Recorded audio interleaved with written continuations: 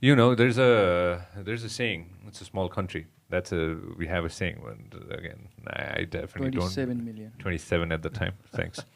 At that time, and even now, you know, we consider ourselves a small country. But do you think we are a small country, Andy? No, it's not. It's almost identical to Malaysia. Exactly. Yeah, it's about 30 million people. In fact, the land mass is almost exactly the same. One is vertical, the other one is horizontal. Yeah, it's the same. Okay, GDP per population is different.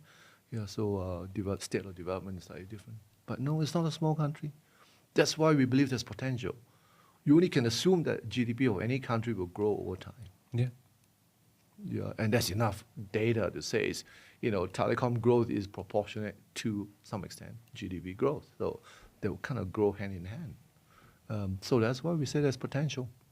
When Axiata decided to buy in and come to Nepal, what was the rate of smartphone phone users back in the day, if you remember?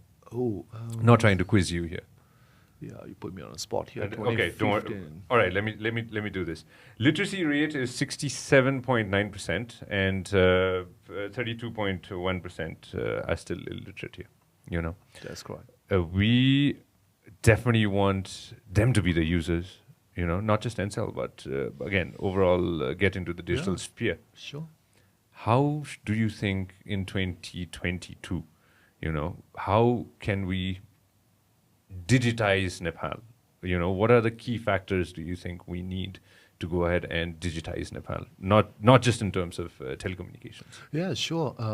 In fact, over the weekend there was a conference at Solti, and I don't know if you were there, but that was conclave. That was a theme, and there are many factors that has a role to play to ensure that Nepal gets digitalized over time. It's not about technology, by the way. It's about consumers. It's about people adopting the technology.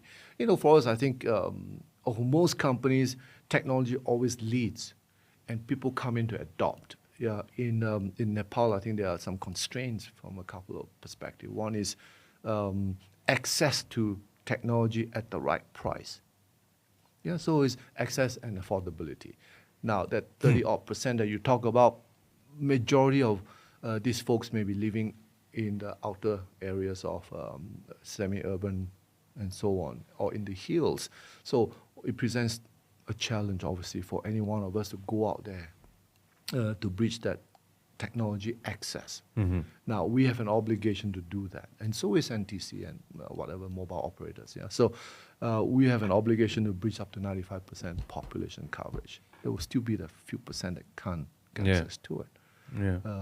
I mean, you can certainly get access to satellite, but then affordability becomes an issue. I think first thing is not about technology. One is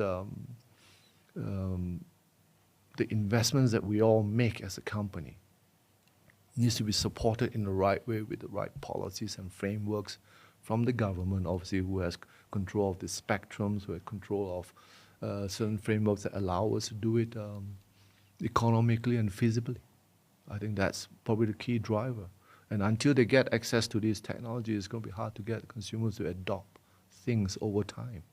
If you love what we are doing, make sure that you subscribe and turn on notifications. Thank you very much for watching us on YouTube. Make sure that you also listen to us on Spotify. This program is brought to you by Vyas Studios.